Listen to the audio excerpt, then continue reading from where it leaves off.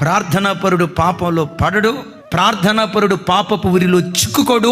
ఆ ప్రార్థనే ప్రతి పాపపు బంధకు నుంచి తప్పించడం ప్రారంభిస్తుంది. సింహాలతో పోరాటం, సింహాల మధ్యలో బ్రతకటం 3 జీవితాల్లో జరిగింది. నంబర్ 1 సంసోన్, నంబర్ 2 దావీదు, నంబర్ 3 దానియేల్.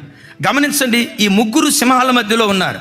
సంసోను మీదకి సింహము బొబ్బరిలుచు వచ్చింది, చంపేశాడు. దావీదు మీదకి సింహం బొబ్బరిలుచు వచ్చింది, చంపేశాడు. దానియేల్ దగ్గరికి వచ్చేసరికి సింహం పిన్ డ్రాప్ సైలెన్స్ అయిపోయింది, నోరెత్తల. ఎందుకో తెలుసా? మోకాళ్ళుని ప్రార్థన చేసే దానియేలు ఎదుట సింహాలు కూడా మోకాళ్ళుని అయ్యి. నేనంట, నిజంగా ప్రార్థనా జీవితమే నీకుంటే సింహం లాంటి ఏ అపవిత్రత అయినా నీ ఎదుట మోకాళ్ళు ఉండటం ప్రారంభిస్తుంది.